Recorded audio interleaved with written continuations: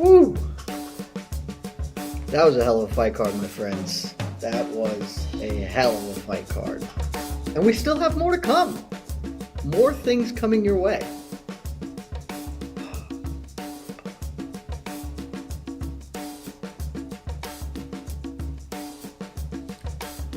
Dude, Casey, so good to see you, my friend. How are you, sir? How are you, sir? How did you enjoy your afternoon morning of martial arts? It's awesome. It's only 5 p.m. here, so still have a ton of time. And more importantly, welcome to all of you who have tuned in. You are probably coming in fresh off our watch party. I had that on in the background. I was obviously covering the event, so I didn't get to stay too focused to it, but it looked like a hell of a time. And how could it not be, baby? Well, we're going to get into it as we do the whole post-fight press conference thing, but mostly a very good main card. Some problems, but yeah, they ended it in maybe the best way possible. Weird things happen. Weird things happen, and the key thing for pay-per-view events always, and really any fight card, is they are all dictated by the main event. If the main event is good and the rest of the card sucks, it's a tremendous koozie you've got there, Case. No, thank you. if the main event is good and delivers, then it's the last thing you're left with. So you go away thinking that this fight card was good. And not only did it deliver, that fight was awesome. I'm so happy Islam won. Everything after it was really, really good. Like really about as good as it possibly could have gone. And this is coming from a man who doesn't want to see Alexander Volkanovski get a chance to fight for the lightweight belt. But the way they set it up, like how I'm in now. Like that's all it took.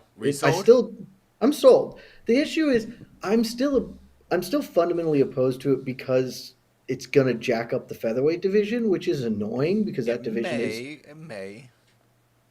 I mean, it just will by definition because we're waiting now. They're not gonna get a title defense at Perth. The earliest someone defends a featherweight belt is next summer, maybe, and that's probably just not like it really creates an opportunity where we're going to get an interim belt. It's all just stupid, and that sucks. But when you set it up like they did there, I can't say anything bad about it, man. Like it can't be done, right? Like that's credit to Khabib, credit to Islam. They knew what they were doing. Hey, we got on the mic. We want him. Bring him into the cage. That's a promo. Like that's how you call a shot and make it happen. And that Perth card is going to be one of the biggest events of the year next year, like just by definition now. So. It left me feeling jacked. I don't know about you, Casey. The upcoming the main event and the afterwards. I gotta admit, there was a bit of a adrenaline dump, a bit of a letdown after the co-main event. Not because Aljamain won, but because it was just we got nothing from that fight. That was TJ clearly needed a payday, and somehow the UFC just looked the other way with this. I don't know how we. I'm so upset. I don't want to throw any conspiracy theories out there, but he went in there clearly with an injury. The ref knew. He wasn't unabetted. Yeah. He wasn't at open workouts. He said he had it since April, and he still fought in a title fight, which we paid money to watch. And we got nothing from it. It was kind of a nothing fight. There's nothing to take from that fight. It was a more expensive version of Aaron Pico versus Jamie Kennedy from Bellator. It's basically the same. Thing. Yeah, but that fight at least like that wasn't a thing. Like we didn't. Oh yeah. You're right. Aaron didn't come into that fight injured. You're right. This was honestly, actually a little worse. It's really bad. Like it is. No one's going to talk about it. It's going to get swept under the rug really quickly because the main event spawned so much off of it. Right, tapping Islam tapping Charles Oliveira, setting up a fight for number one pound for pound or whatever. Like that's too big. It's its gravity is too much. But we should talk about this because I don't get upset all that often in life, and certainly not in watching fights because it's just fights. But like. I'm borderline pretty pissed off about that because that's not at everyone involved, right? Like, not Aljamain Sterling. It's not his fault. He doesn't know that his opponent's hurt. And if your opponent is hurt, you should absolutely attack them in that way. Like he 100% did everything right. Maybe could have been less celebratory about that at the end, but like it's pretty low on the list of things I care about. This bothers me way more than TJ Dillashaw on the gas or whatever. Like I've never given a shit about PEDs, and I'm not going to start now. But he knew he couldn't win that fight. Like he knew he couldn't. There is not unless something like freakish happens or Aljo just totally is like, I'm never going to wrestle, which is obviously not a thing that's going to. He can't win the fight. Like I blew out my shoulder in college playing rugby. And so, like, I've been there. I know exactly how this works. And once it starts going, it just keeps going. Like I got to a point where I would sneeze and my shoulder would pop out because it doesn't get better. It's not a thing that improves. I mean, even if the fight was staying standing, you heard like Dillashaw, they couldn't even hit mitts backstage. Yeah, that's how, like, you can't do anything. I don't. It was. It will be swept under the rug. It won't be talked about because we just saw the grand unveiling of who Islam Makhachev really is, Mm-hmm. and he's that dude. If you weren't sure, he is that dude. That dude is the answer. So, hey, Jay, can you tap on your mic real quick? Or do you want my windscreen? It's not hearing. Yeah, I'm not. I think I'm coming in through your. I'm not coming in through your laptop mic. Hold on then. Let me check that. But while I look into that, so I'm gonna throw some comments up. Throw some comments up while I pull into this. Yeah. Really? Casey, can you hear me? There we go. Yeah, you sound beautiful now. There you go. That's weird because it says I was on my mic, but I just re-clicked it, and I guess I was using my laptop. Nope. You're good now. Cool. The last kind of thing before we get into comments, etc. I would love to talk to Mark Goddard about this because I am not going to pretend like I'm super versed in the rules in this regard. I cannot believe that it is allowable for him to go fight like that. If you want to say that he informed you in the back and you know that this is a thing, okay. If you want to let him go, but when his shoulder pops out, he is no longer able to functionally defend himself and should not be allowed to continue fighting. Like from the minute his shoulder popped out, it was a waste of time and a potential danger to TJ Dillashaw to have him in there. And yes, credit his toughness and guile or whatever, but and we've got Dana White up, so we'll continue this later. The attendance tonight was 13,400, sold out, 26 consecutive sellout since the pandemic. Fight of the night, no-brainer, Jan versus O'Malley. Performance of the night went to Bilal and Islam. They all won $50,000. Congratulations. Who's got the first question? I'm standing down the front right here. Why is there always helicopters every time I'm doing press conferences? Pretty wild finish to the main event. Islam Makhachev obviously finished the way, Charles Oliveira, the way that he wanted on the ground. What are your initial impressions after witnessing what we saw in that main event? I literally didn't hear one word you said. His thoughts on the main event. What did I think of the main event? Yeah, the finish. Incredible. I mean, I've been saying all week, you got two of the absolute best in the world in their prime facing off. And you know, when I went up into the octagon after, Habib said, I told you he's the best in the world. Yeah, I mean, to beat Oliveira is one thing. To beat him the way he beat him is another. And as fast as he did it, he looked incredible tonight. You know, the big question going in tonight was how was he going to deal with the pressure? He dealt with it just fine. And given the way that Charles has looked so dominant lately and the way that Islam beat him pretty handedly, how far do you think he could take this reign? How long do I think he could take this reign? I don't know. That remains to be seen. You know, obviously, looks like Volkanovski's next. So, you know, Volkanovski never ceases to amaze me. Another incredible fight. Did you know he was going to call out Volkanovski? I did not know. So that when I was up there, Habib said to me, we're going to fight all the time and we want to fight everybody. That's what he said to me, you know, after the fight. So is it safe to say that's going to be the main event for the Perth card? Probably. I don't know. We'll see. Where do you go with Charles from here? He seems like he wants to keep fighting. He wants to get that title back. How soon do you want to see him back? I assume you would want him on the Rio card as well. Yeah, I don't know. We'll see. Obviously, the guy's incredible. I mean, up until that fight just happened, he was the best in the world in that weight class. So we'll see what's next. And looking at the co-main event, were you aware that TJ Dillashaw had that shoulder injury leading up to the fight? I had no idea. That's a problem. Yeah. How do you think the athletic commission could have missed that? Because he said it had been dislocating a lot throughout training camp. Yeah. Well, I mean, how could the athletic commission know if he doesn't tell us? You know what I mean? You got to tell everybody. You got to tell us. I mean, he looked good. He was in great shape. It's not like he came in out of shape. He looked like he was injured or whatever. But yeah, that's something that he should have told us. Then, based off of what you had said earlier, was the plan still to have Sean fight Aljamain, considering Sean won and Aljamain won? Does Sean fight Aljamain now? Yeah. I don't know. I mean, I don't make fights, and the fight just happened. We'll see what's next. And finally, what did you make of Bilal Muhammad's performance? Another victory over a guy ranked below him. Performance of the night. Yeah, he looked great. He looked incredible. Dana, what do you think of? This is insane. They just do it to mess with you at this point, I think. What did you think of Sean O'Malley's performance? Some people think the judges got it wrong. I'm curious about your assessment of it. Did you think he won the fight, and what did you think of his performance? What did you think of Sean O'Malley's win?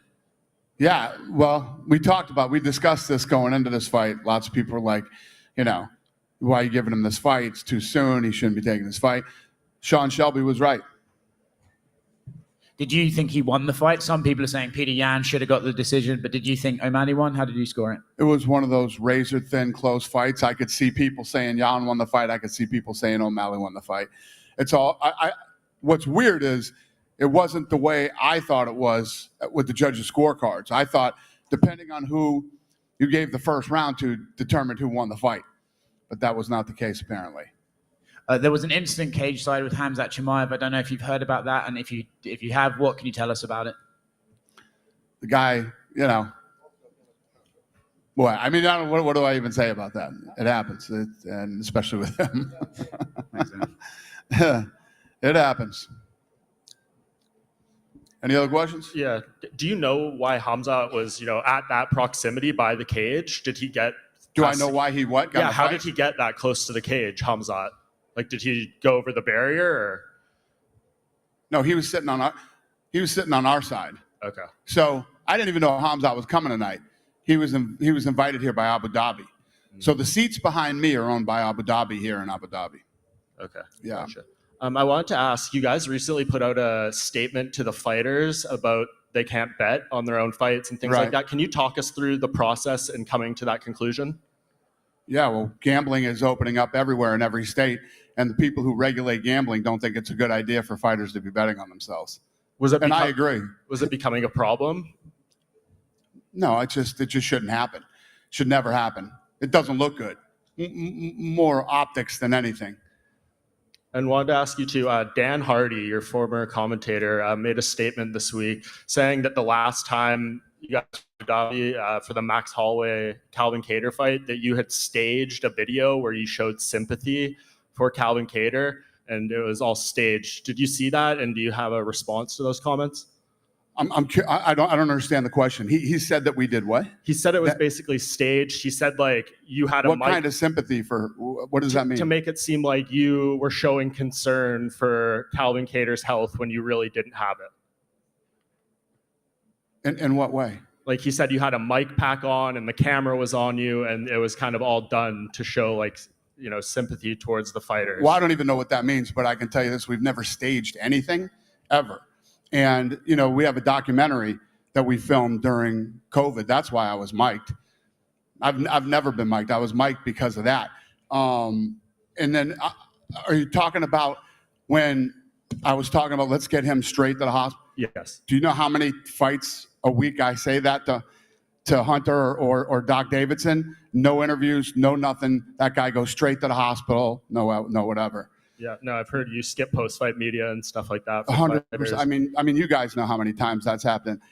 I don't give a fuck what anybody thinks. So you don't ever have to worry about me staging anything. And I definitely don't give a fuck what Dan Hardy thinks. Dan Hardy's a guy that was mistreating a woman who worked here, and that's why he was fired. So obviously, he's bitter, and I'm assuming that's why he would say something like that. But yeah, I mean, why would I have to stage? And were you at the Calvin Kattar fight? Yes. Should I have been concerned about Calvin Kattar? Yes. Yeah, exactly. Yeah, everybody should have been concerned about Calvin Kattar that night. I agree. Thank you. Yeah. Dana, just to your right. Yeah.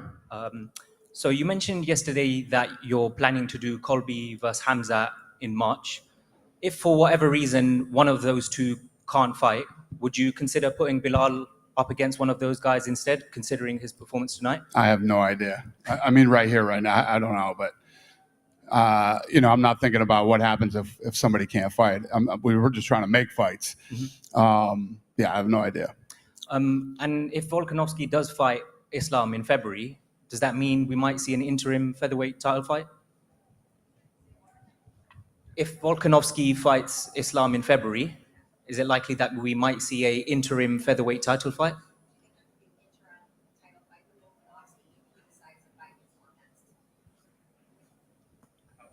If he, no, that wouldn't happen. That was it. Thank you. Dana? Dana, to your right. The situation right now at bantamweight division becomes more and more interesting. So, from the point of view of Dana White, what's next for Aljamain Sterling? What's next for Aljamain Sterling? He just fought 25 minutes ago. I have no idea. So, what about the whole overall the bantamweight? What do you want to see? Just your opinion. Huh? Just your opinion. Just your opinion about the bantamweight division right How now. about Henry Cejudo? That work? You like that? Maybe. And you don't give a shit? Why are you asking me if you don't even give a shit? Because he's a champion right now, and You couldn't think of any other questions? You just wanted to ask that one? so Go ahead. What's your next question? about your opinion about the bantamweight division right now, current situation. It becomes more and more interesting. What do I think so, about what? I like it a lot. Thanks. Dana, to your right. Dana, Yeah. to your right. Yep. Hey, how are you? I'm doing good. It's been an incredible event. Abu Dhabi has treated UFC very well, and a lot of fighters, when this card was being made, called out and said that they want to be on this card because of the hospitality Abu Dhabi shows. Can there be any plan in future with respect to an international fight week of sorts happening in Abu Dhabi, where we can have a fight night and a pay-per-view card so that multiple fighters can then be a part of it?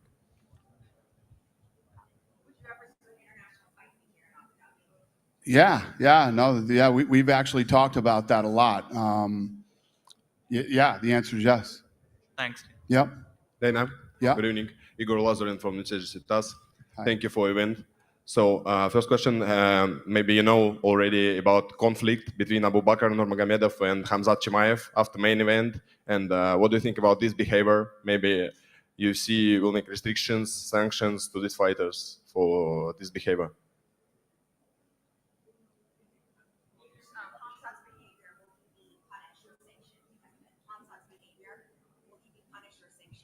What did he do? They fought in. It's what we do here. It's what we do. This is a rough business. Mean things are said. Sometimes guys get into it. It's our job here at the UFC to make sure that that stuff doesn't happen. Again, we weren't right on it and didn't stop it from happening, but we got in there. Just these things happen. When you get, we have 800 alpha male and females under contract, and sometimes they cross paths at events, and these things happen. Bother me or hurt my feelings or any of that stuff. We handle it and then we move on.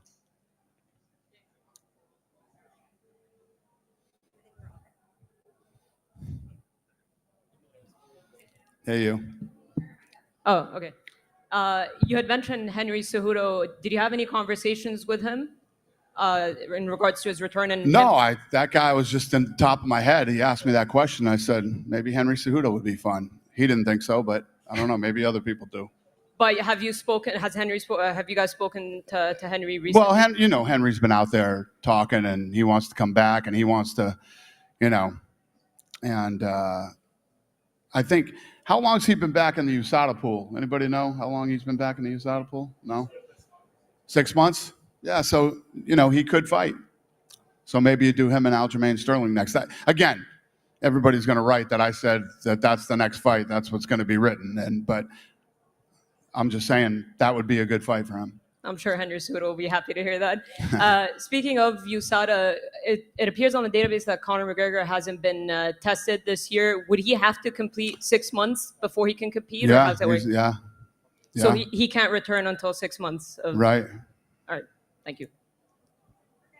I have a question. Good. Yep. Hey, Dana. Shadi Al-Shadi, ITP Media Group. How are you? I'm great. Great having you in Abu Dhabi. I'd like to ask you a gaming question regarding the UFC game.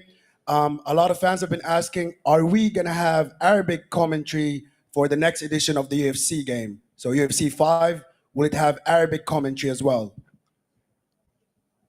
Yeah, that's a good question. That I don't know the answer to, sir, but I will look into that for sure. And it should. Yes. It should, yes. And I would like to also request that you also add Etihad Arena as a venue so it's playable in the game as well. I'll get it done. Thank you. Yep, go ahead, brother. Hello, Daniel. My name is Vadim Tikhamirov from Match TV. What do you think about Islam Makhachev in pound-for-pound rankings? Now he's no, but... No, that's a great question. Where is he now? I don't even know off the top of my head. What is he? What is Islam ranked now in pound for pound? He's no. Oh, that's fucking interesting. There you go. Well, I think he's gonna pop up pretty high on Tuesday. Yep. Yeah. Okay. We good? Thanks for coming, you guys. Have a good night. That is. There he is. Oh man, hi, Jed. Mike Heck. Why are you trying to take my hosting job from me, Mike? You gave Because this I up. have You no idea what the abandoned hell's this. happening right now. I don't even know what day it is. I don't know what time it is. I don't know what's happening right now. But it's good to see you. You abandoned your hosting job to go do fancy watch party stuff with my podcast co-host, leaving me in the trenches taking grenades, Mike. That's what you did.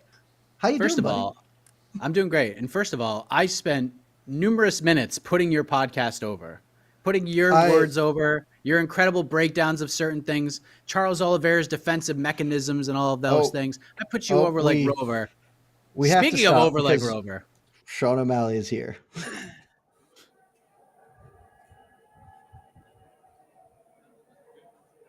Sean, in front right here.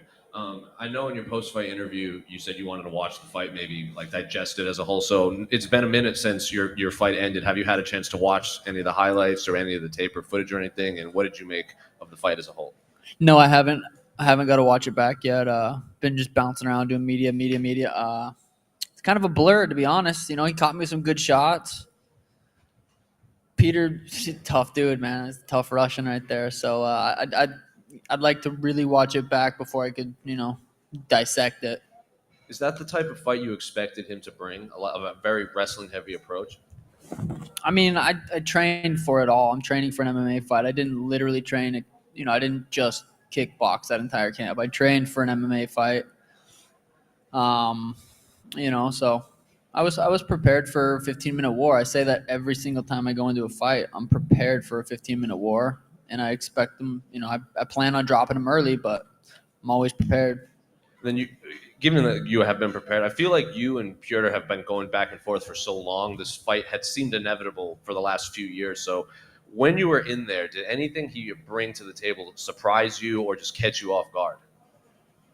He was as good as I thought he was. Like, if I had to guess how that fight was going to play out, I would have said it probably would play out like that. That dude's good.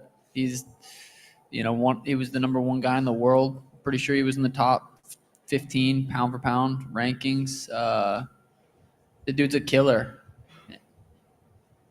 And Dana was here, and I asked him if you would be next for Aljamain Sterling, and he said he'd have to, circle up with his team and figure something out. So if it was up to you, would you want that title shot next? Do you want something else in the meantime? Yeah, it's so hard. Like Dana says, it's hard to make fights that night, right after or the day of. I'm sore. I have a headache. I'm tired. I don't want to fight anyone. I want to go home and see my princess. It's inevitable. I turned 28. What's today? The 23rd already. I turned 28 tomorrow. Happy birthday! Thank you. I'm going to be in this sport for a long time. The people want me to be champ, so it's going to happen sooner than later. Were you able to watch the Aljamain TJ fight? I didn't see it. I heard TJ's shoulder popped out a couple times. I wasn't able to watch it though. I didn't. What round did he finish? Second. Him? Second round, choked him. Well, ground and pound, but there was a lot of his arm was pretty. It popped out like the first exchange. That's tough. Apparently, it had been popping out all throughout fight camp, and he had just kind of kept it hidden. Yeah, that's part of going.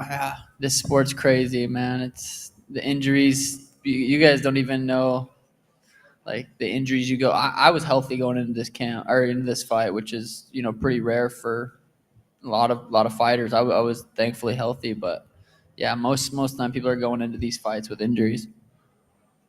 Sean, sometimes you talk about having to answer questions from the fans, and they've always got more questions about you. But do you feel that tonight you got to prove that A, you got a great chin because he cracked you with some shots, and B, that you got great grappling because you're able to get up for every time he took you down? Do you feel like you answered those doubts at least? Yeah, I mean, I'm sure there's still people out there, but I think I answered. Kick his legs was the first one.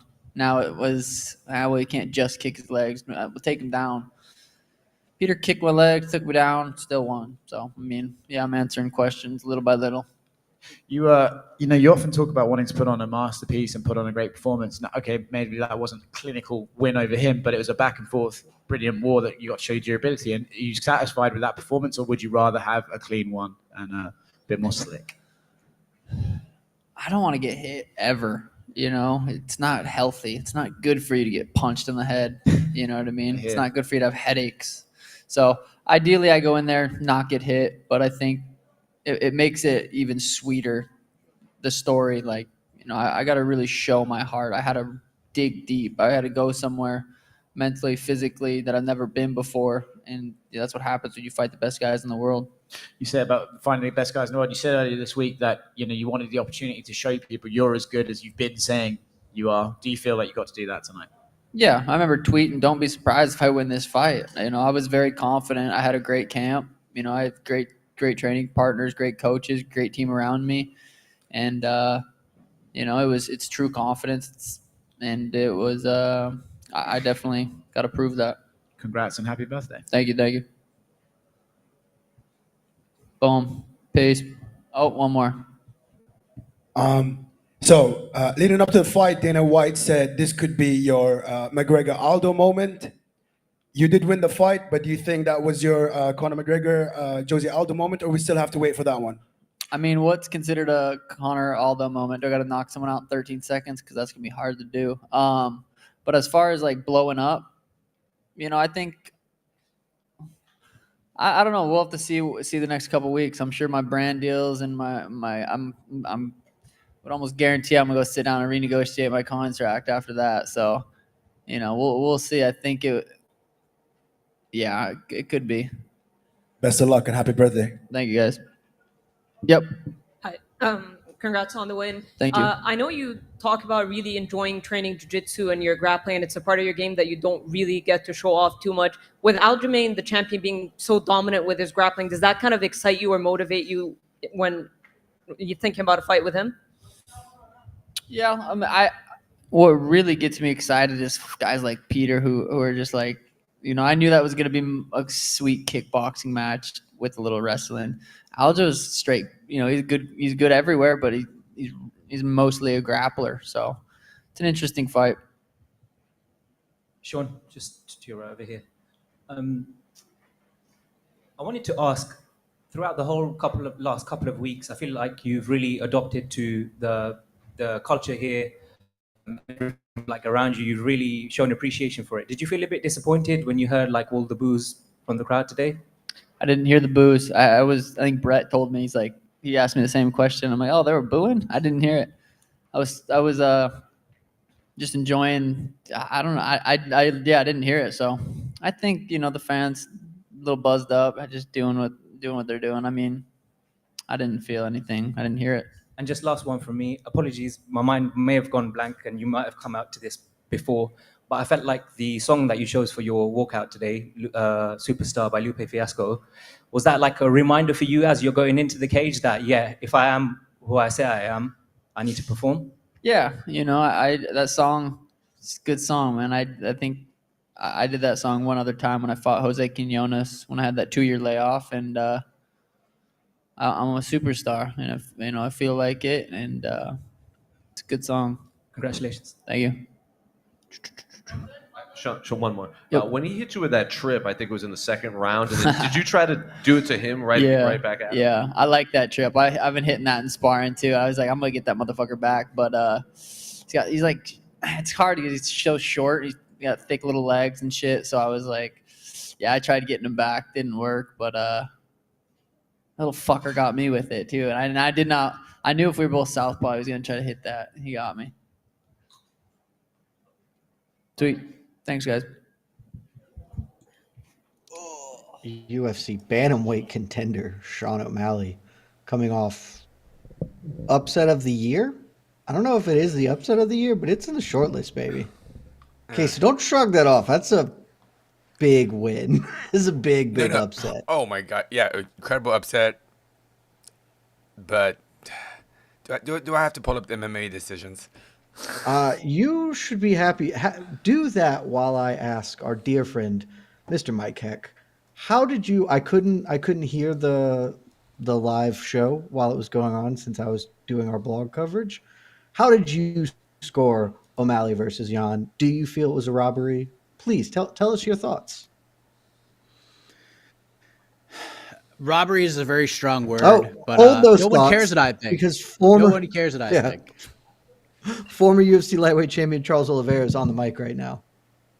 Charles, obviously you've had a couple of minutes now since the fight. I'm curious, what are your thoughts about your performance, Islam's performance, and how it played out in there tonight? Charles, alguns minutos após a derrota, só estou curioso para saber exatamente o que você está sentindo, o que aconteceu lá. Cara, não tem muito o que falar, não tem muito o que fazer. Hoje ele foi melhor do que eu, acertou umas mãos melhor do que eu. Consegui fazer aquilo que ele faz de melhor, que é botar para baixo. Não tem o que falar. Hoje tem dias que é o dias bom, tem dias que é o dia ruim. Hoje, infelizmente, para mim foi o dia ruim. You know, there's not much to say. He basically just got to do what he was today. He was better than I was. He was able to do things, and when I wasn't, and he was able to actually get his game going, which was basically put me down and work that. And there's nothing much to say as much as that. A lot of talk was about his grappling leading into this fight, but was there anything in there that he did that surprised you? Was his striking surprising to you? Was his strength surprising to you? What was his? Were there any surprises?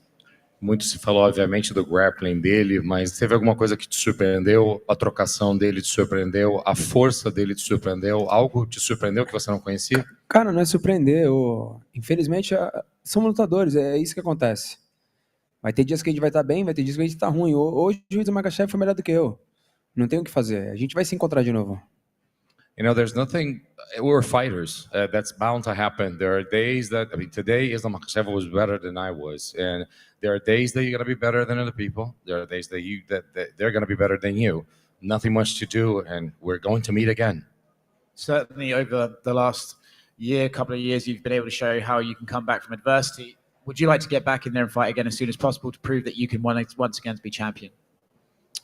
Certamente, ao longo dessa sua trajetória, esse ano e meio, você tem provado que a adversidade para você não é um problema e você vai sempre voltar. Você gostaria de voltar o mais cedo possível para continuar essa trajetória? Hoje, amanhã, agora. Eu nasci para isso, eu nasci para lutar. Foi como eu falei. Hoje o Islam Makhachev foi melhor do que eu. Olha só, se você pegar todas as minhas últimas lutas, eu fui lutar na casa dos caras, eu bati, eu apanhei, eu dei a volta por cima, eu venci. Eu acho que eu mereço uma luta imediata. Today, tomorrow, now. I'm ready to fight. It doesn't matter. I said just like I just mentioned, One day he's better than you are. The other day it's me. I can fight as soon as possible. And today he was better than I was, but maybe the next time. And next up, as soon as possible, I can fight. Charles, next time. We saw Khabib go up to you after and have a conversation after the fight. Exactly did he tell you? A gente viu o Khabib ir na sua direção logo após a luta, antes até de eu chegar. O que o Khabib falou para você naquele momento? Cara, esse é um esporte que a gente tem que aprender todos os dias. Cada um vende a luta de uma forma, cada um faz aquilo que quer fazer. Ele vendeu a luta da forma que ele achava que era melhor e depois ele só foi falar, que me respeitava, como eu também falei que respeitava muito ele, né? É o business, As pessoas vêm falando e você não pode cair na pilha disso, né? Ele foi um grande campeão, fez uma grande história, né? Hoje tem um grande campeão ao lado dele, mas eu vou dar a volta por cima. Man, this is a sport that we know exactly what it's all about, and we actually have to promote fights. And this is what we did. This is exactly what we did, and we understand that the things that we have to do to promote them. He came up to me and just basically said that everything was just promoting the fight, that he had respect for me. And I mean, he is a great champion. He has an amazing journey in the sport, and now he has a great champion next to him. And all he was doing is basically saying that he respects me and that it was all part of the game, and that's what it is. Then in the entrance, when you walked into the arena, you had an entire corner of your teammates and friends and family. So what were the emotions when you saw that right when you walked out, they were waiting for you? E quando você chegou naquela passagem toda, no corredor, estava todo mundo lá. Estava mais na sua mente do que o corner, estava toda a equipe lá, toda essa família que está sempre com você. Qual foi o sentimento de chegar aqui e saber que você estava naquele pedacinho de casa ali? Cara, a gente vai estar junto o tempo inteiro, a gente vai vencer junto, a gente vai perder junto, isso faz parte, né? Só peço desculpa, hoje infelizmente não foi um dia muito bom para mim, mas eu tenho certeza que eles vão me acolher para a gente poder dar a volta por cima. We are a family, man, and we win together. We lose together. We're always going to be together. The only thing is I apologize for not winning tonight, but certainly they're going to be around me so it can come back. Hey, Charles, right here from Brazil. I'm going to ask in Portuguese, okay? If you guys don't mind. Charles, Brasil inteiro parou hoje para ver o Charles lutar. Todo mundo de coração partido, a gente vence junto, a gente perde junto, a gente chora junto. Quer mandar um recado pro Brasil e tamo junto, sempre, e a torcida é tua. Charles, Brazil stopped today to watch you. We win together, we lose together, we have a broken heart right now, and everybody is going to be there all together. Could you please send a shout out to the Brazilian fans? Eu sei disso. Milhares de lugar parado, todo mundo torcendo, vibrando. Eu queria demais continuar com essa vitória, poder dar uma festa para um povo que precisa tanto disso, mas eu vou dar a volta por cima. Vocês podem ter a maior certeza do mundo, eu vou dar a volta por cima. Há 11 lutas atrás eu perdi e eu vou ter treinado no mesmo dia, porque eu queria dar a volta por cima e queria se tornar campeão, isso que aconteceu. Então eu prometo para você, povo brasileiro, a todo mundo que torceu, que me ama, que eu vou dar a volta por cima. Esse cinturão ainda volta pra gente. I know what that feels. I know what it is to actually have thousands of places just shut down to watch me. And I wish I would have given a victory to a people and a country that needs it so much and deserves it so much.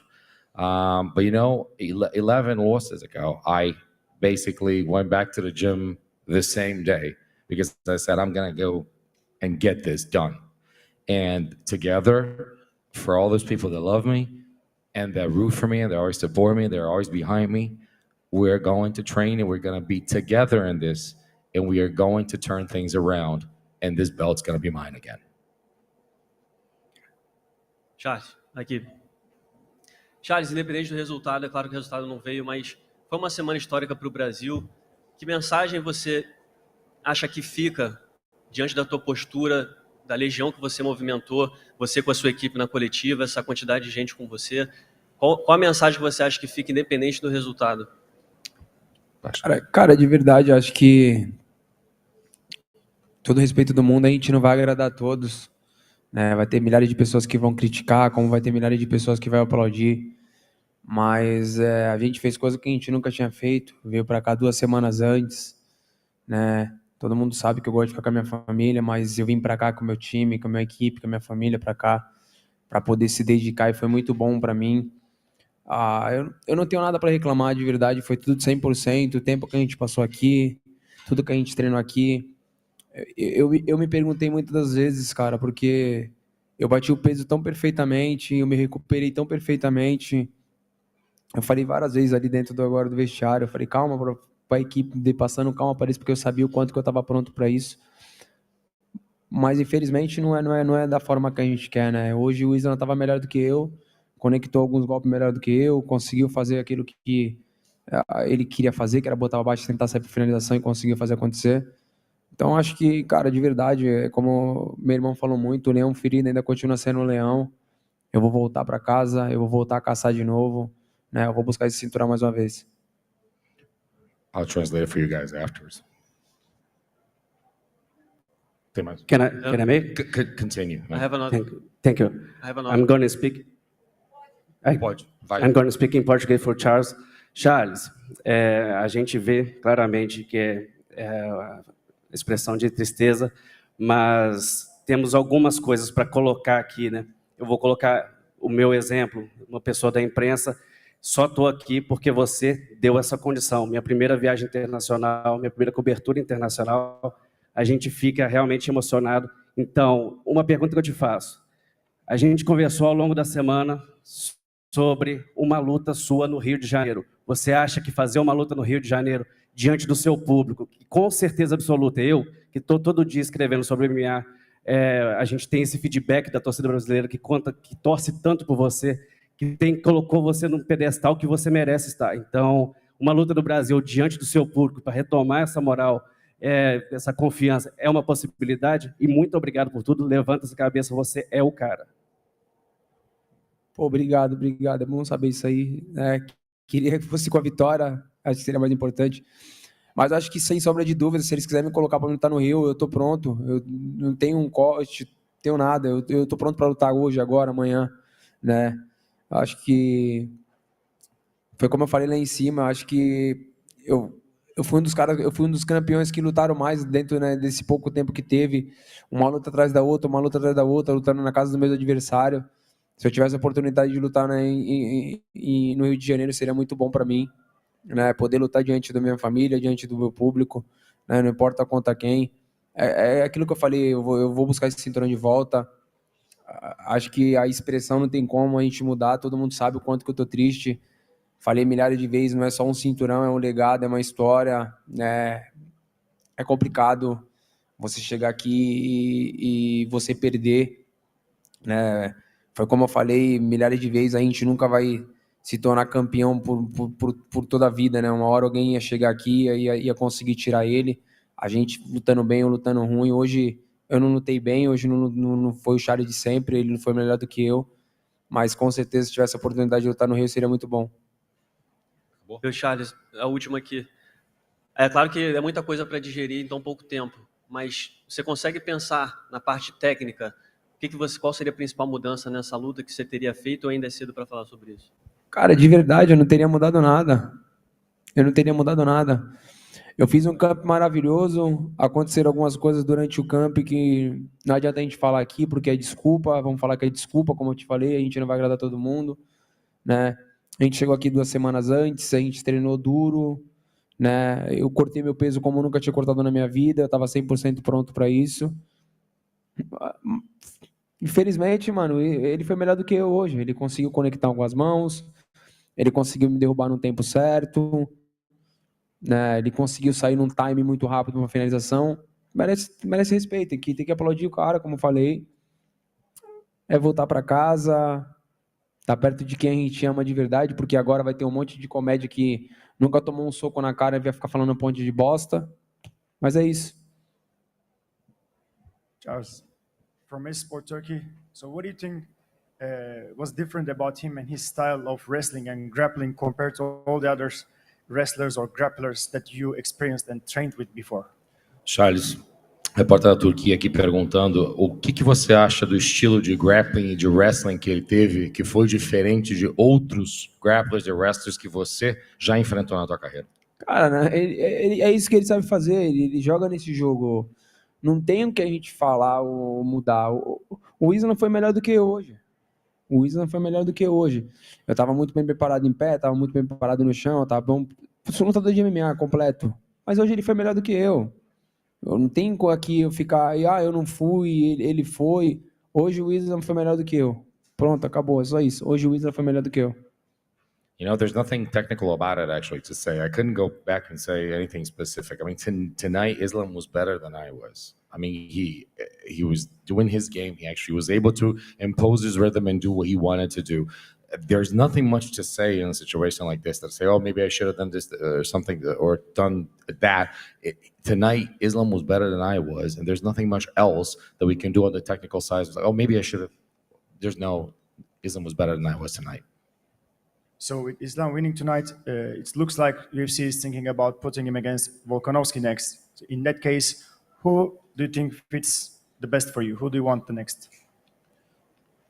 O UFC, uma vez que isso aconteceu, eles querem colocar o Volkanovski contra o Islam sendo o novo campeão. Com essa situação, quem seria melhor para você enfrentar? Quem que você enfrentaria na próxima luta, uma vez que essa situação está como está hoje? Cara, não sei. O Charles ainda vai continuar sendo o número 1 da categoria. Tem muito o que fazer. Acho que, na realidade, eles falam aqui quem é, quem não é, e acaba mudando tudo. Não sei. Vamos voltar para cá, deixar meus empresários trabalhar, bater um pouco a cabeça com o UFC. Vamos ver o que vai acontecer. Eu acho que eu fiz muito pelo UFC, o UFC sabe disso, como eles também fizeram bastante por mim. Vamos pensar em algo melhor para nós, não só para o Charles, mas também como para o UFC. You know, I really don't know what I would choose or to actually have to happen, because at the end of the day, you never know exactly what the promotion is going to choose. I mean, they change minds all the time. So who am I to say something like that? The truth of the matter is that Charles Oliveira is still the #1 contender in the division. So what we're going to do is go back home, see my family, talk to my managers, assess the matters, maybe butt heads a little bit with the UFC. I've always done everything the UFC has always wanted from me. I've always fought other people's homes. So basically, we're just going to wait a little bit, and there's nothing much for us to actually choose. We're going to be home and negotiate it from there. Thank you. I have a question. King. Oh, yeah. Charles Oliveira, how are you, sir?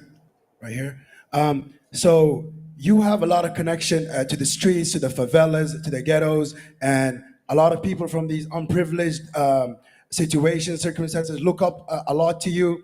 What do you have to say to these people as an inspiration about getting knocked down and getting back up and getting back to that championship title fight again? Charles, você é uma pessoa extremamente conectada, a tua história está conectada com a favela, com a quebrada, com gente muito desfavorecida na vida. Você, como a inspiração que você é e por tudo que você passou na tua vida, o que você tem para dizer sobre cair para levantar depois? Cara, ninguém nunca vai me bater mais do que a vida me bateu. Por isso que eu falei, eu vou voltar e vou voltar mais forte, vou buscar esse cinturão de volta. You know, man, no one's ever going to hit me as hard as life has hit me. So, fell down, and I'm going to get up, and I'm going to get this belt back.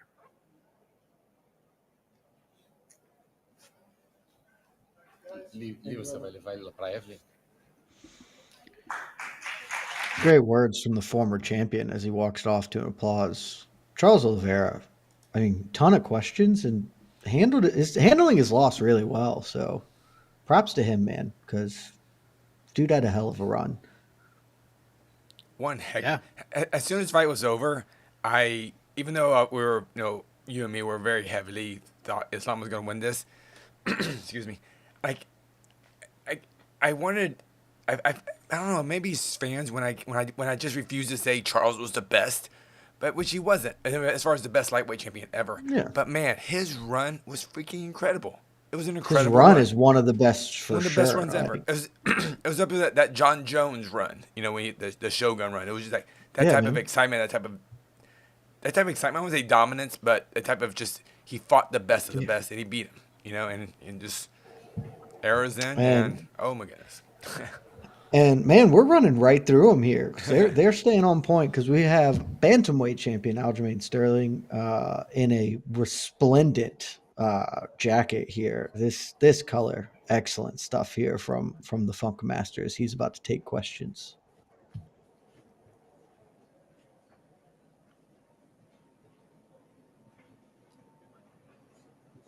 Aljamain, in the front right here.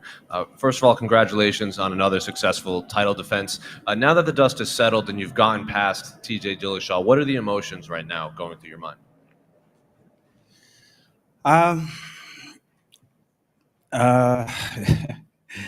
There's a lot going through my head right now. I don't even know where to begin. Kicking around a whole lot of ideas and different things that I kind of want to try to start and explore. The one thing I will say is I definitely want to thank my team for making this trip with me and being out here for these long weeks, coming out to Vegas, coming back with me to New York, coming out with me to Dubai, and all the way to Abu Dhabi. So it's been a crazy 10 weeks for this fight camp, and I'm just blessed to be in this position. And these guys give me the confidence to know that I truly am the best in the world. And I think my performance tonight speaks volumes on that. When you say you're kicking around ideas that you want to pursue, what exactly do you mean by that? There's a whole wide range of things I want to do. First, growing my YouTube channel, Funk Master MMA, giving the fans a whole bunch of access to the behind-the-scenes things that they don't see from a day-to-day basis, like what us fighters go through in a training camp. Acting, like legitimate acting, not the first Jan fight that people still think I'm acting about, but my rum company that I'm looking to get started. I just got a bunch of different things. I came from really nothing, and to be here doing all this, being able to buy my mom a house, finally being able to buy her a car, and having money in the bank finally, I think that's what it's all about, giving back to my team, my teammates, being one of the coaches to help guide these guys the same way I came up. So there's just a lot, man. So I'm just taking it all in and making history one fight at a time. And I look forward to making a little bit more.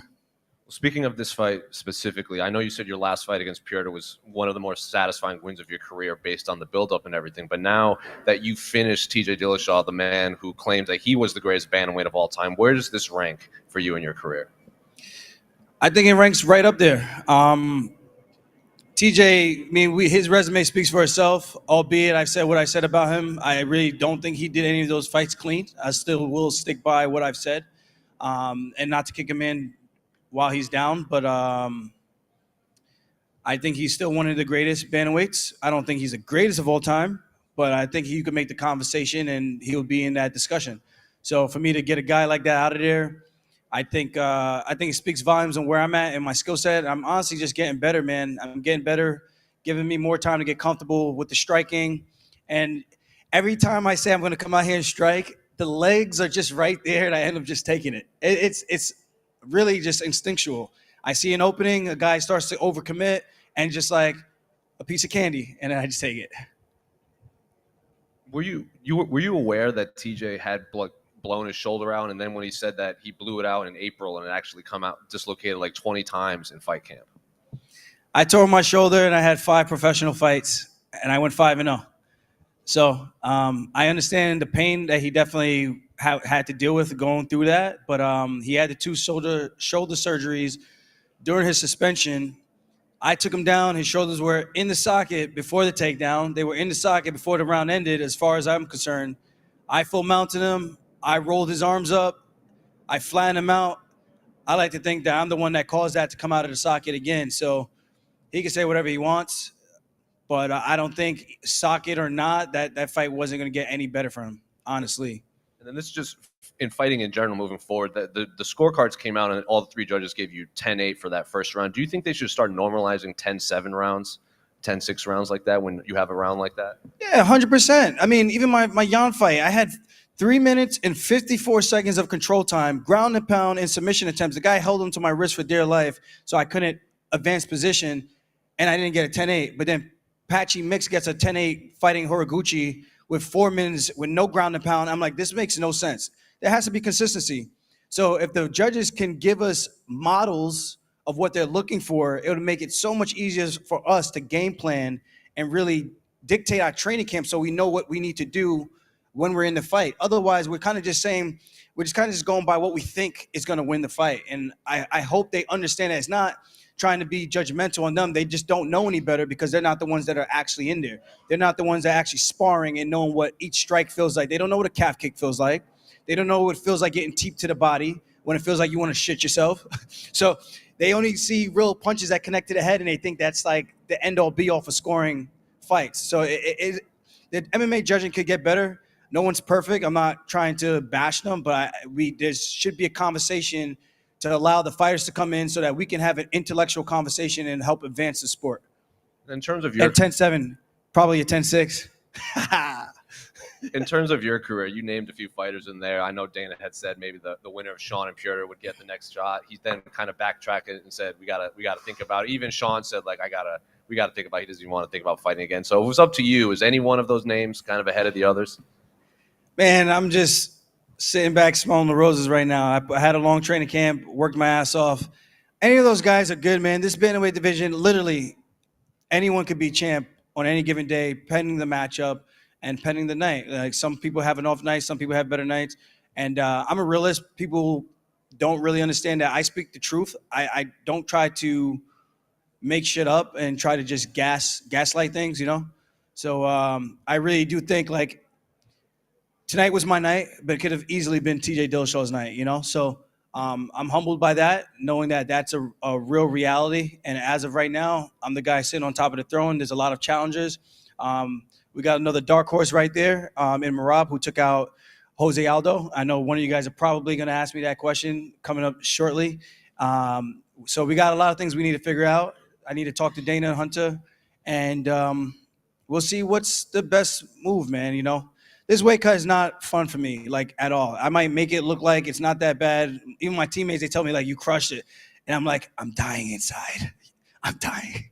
But it's all jokes aside, it's tough, man. I don't know how many more times I could really keep making 135 like that. And I did want to give a shout out to the U.S. and Jamaica. Stand up.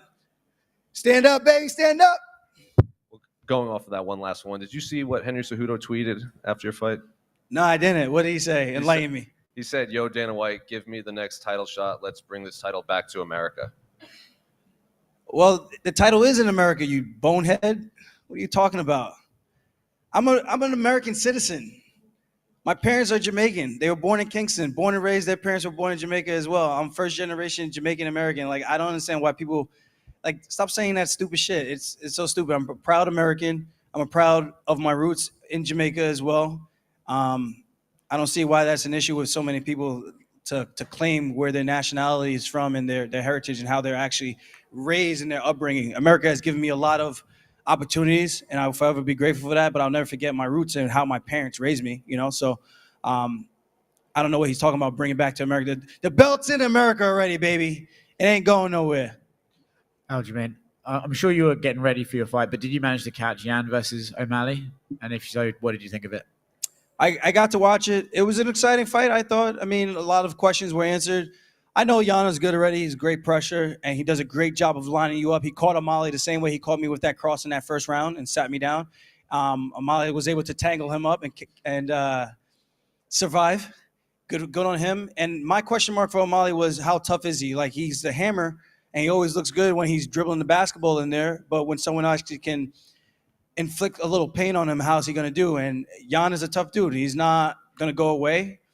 He landed a brilliant knee, step-in knee that Jan always covers up. I try to capitalize on that. Hopefully, I was trying to do something similar, but he landed it pinpoint, and he had a great fight. That first round came down to the first round the same way it came down to the first round with my fight with Jan.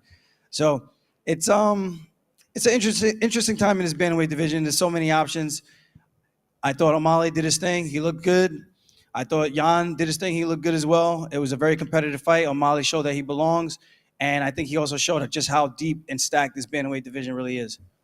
After the fight, TJ Dillashaw went into detail about his shoulder injury, said it popped out 20 times during camera stuff. Are you surprised he was that quick to sort of mention the injury, or would you kind of sort of think, I'd rather he didn't because it takes some shine off my win? What do you think about that? Listen, I had so many things going on. You could ask the UFC PI team, and I'll disclose that with the HIPAA laws. And I got to the fight, and no excuses. If I lost, I lost. People said, are you building in excuses? Oh, because you're making claims. I'm like, dude, you got caught before. There's probably a good chance that you're doing it again. And I don't care. I was going to step in there with him regardless. Again, no excuses. If I lost, take my L like a man, go home, rebuild myself, study, and see how I can be better. And for him to go out and do that, I think it just kind of shows his personality. And I said it before, for a guy who needs to do PEDs, they have a chink in the armor for this guy to lose. And the first thing he went for was that. I'm like, dude, so you're going to just make it seem like your shoulder just came out by itself, brother? I like to think I had something to do with that. Do you take any pride in, at the moment, the bantamweight division is as good as it's ever been, might be the best division in the sport at the moment. Do you take pride in the fact that you're the champion over it as it's this good? Hell yeah, I take pride in that shit. These guys are killers, man. And again, I train with Marab, I train with Dennis, I train with Al, I train with all these guys. These guys are hammers. So I get the confidence going with these guys and then getting some extra work down in Extreme Couture, Syndicate MMA, 10th Planet, in those places. Just getting to see what these different looks look like, man. And the bantamweight division is stacked. There's so many guys who aren't even ranked that people don't even know about yet or not paying attention to that are going to really turn some heads. And to be sitting on top of the throne, it's like I said, it's humbling. And hopefully I can whip a couple more ass cheeks before someone gets me out of there. But but right now it's the era of the funk, and I want to keep this train going. Aljo, right here in front of you. So what about a fight with Merab? No, I'm just kidding.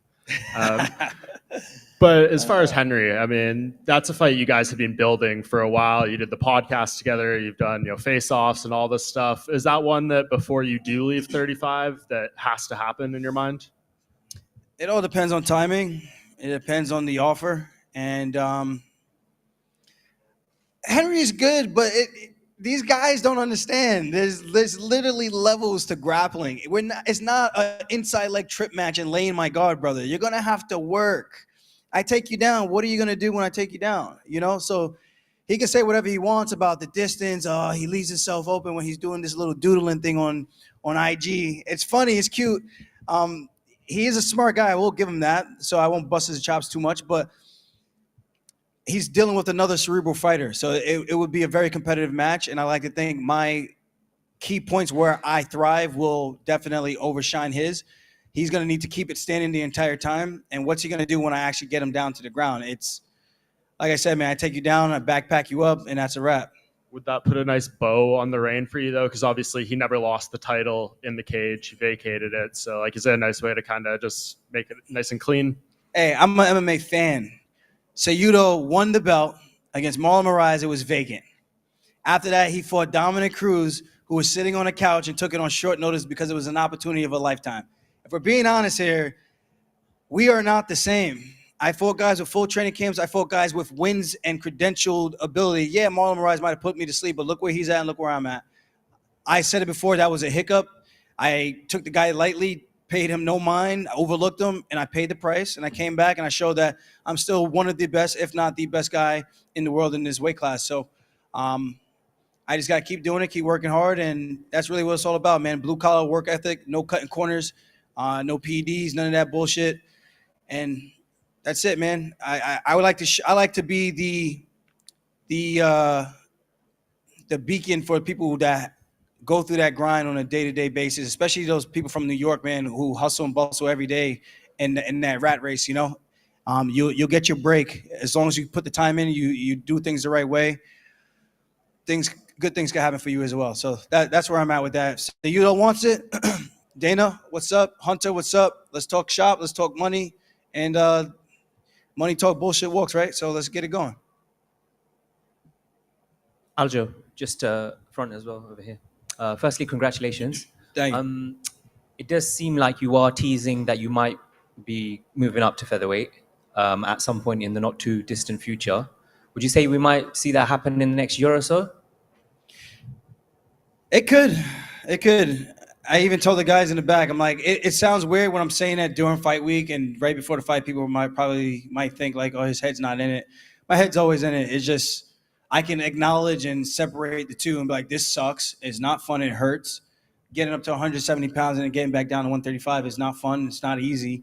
And then trying to rehydrate the right way. It's a grind, man. And maybe I'll have better performances at 145. Who knows? But as of right now, I'm at 135. I'm winning fights. So far, so good. I'm still having fun with it. So I'm just going to focus on that and let the good times keep rolling in. And whenever the bad does set in, I'll go through that as well and get through it as I always do. Did you see Volkanovski at fight camp walking around? Like, could you size him up when you were next? He's a thick boy. But I think I give Volkanovski a good run. I think I can make it very competitive. Again, the same thing. He's a good, quick, elusive guy. He's smaller, explosive. I know he used to be a big rugby player, so he's going to be strong.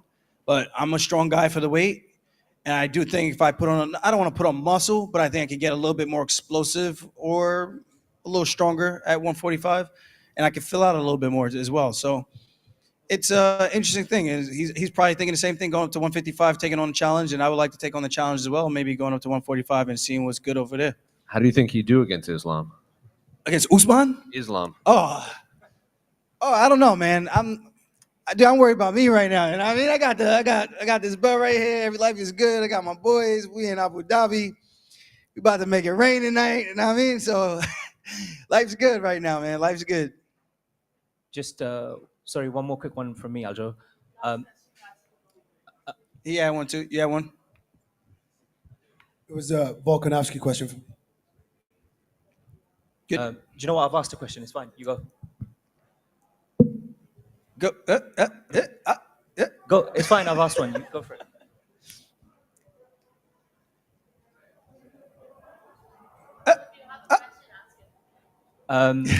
Okay, so you said you had some plans to like do some different things. I know when you did the "I'm coming for that ass," you did some merchandising and you made a T-shirt. Would you consider making a backpack with "I'm coming for that back"? I like where your head's at. I need a good artist, man. It's a hard time. I use Fiverr. They are not that great. I thought they would have been a little bit more reliable to help me. Like Sean O'Malley does a great job with his marketing, like making these shirts and jerseys. Great job. I wish I had someone to help me do stuff like that because that would actually be pretty dope. But I don't even know where to begin finding stuff like that. Cody, Merrill Marketing. Where's he at? Where's the marketing at? All good. Thank you, guys. Pleasure as always, and still. UFC bantamweight champion Aljamain Sterling getting a round of applause. Do you think we're just going to keep firing them one after the other here? Because they have been on point for the post-fight interviews. Look at that belt. Look at that suit. Look at Mike Heck. See, they've been on point, but they're taking forever. And kudos to the UFC PR staff because you could hear them in the background trying to like hurry this thing along. Like, I mean, God, like we got fire. We got some money quotes from him. The Cejudo stuff was great. Like you love playing the George Costanza card, Jed. You love the Costanza card. Play the Costanza card here. Go out on a Go out on top. But the Cejudo line, boom, peace out. But I mean, God, that last 5 minutes was trying to figure out who was going to ask the question, was it? Yeah, it was tough. I get leaving on the Cejudo line. I get leaving on the Cejudo line. I'm not confident that's a high note, but it is at least a talking point from it. Somehow me thinks that 2-division UFC champion and Olympic gold medalist Henry Cejudo knows at least a little something about grappling, but whatever. We have another belt upside down being laid on the table. Strong effort as we prepare for, I assume, the final person that's coming here, which would be Islam Makhachev, or you think we're going to get somebody? It should get it should be Islam. I mean, yeah, it's not TJ with the belt, obviously. I just didn't know if like maybe we would get him, but I'm going to assume that Islam's. Volk. Volk, I guess, could be here. But that's it. It is Volk. Is it Volk? Well, look at that. It is Volk rocking a Balenciaga Wow. shirt. I just saw on Twitter that there's some opportunities there. So let's hear from the featherweight champion. Evening, morning.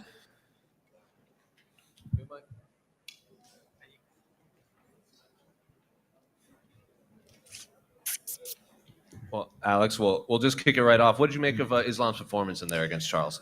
Yeah, it was a good performance. I thought, I was leaning towards Islam. I thought maybe he would get in 3-4 rounds, maybe get a submission. He was landing on the feet, which sort of surprised me a little bit. But at the same time, Charles, again, I've got a lot of respect for Charles, but, he's a very exciting fighter because obviously he can get hit and he likes to hit people. This time he got hit and then got down, and usually people don't want to follow that up, right? Islam did, and then got the finish. But, so credit to him. And obviously he went right out and said, I want to fight you next in Perth. Did you know he was going to say something like that? Or even Habib was in there saying he wants to bring him down there? Yeah, no, I did not know that. But I mean, I think it makes sense. You know what I mean? That's why I'm doing this type of stuff. That's why you're seeing me here and putting a lot on the line, just committing to some big things that a lot of people wouldn't do, just to put me in a position where, again, no one can take an opportunity away from me.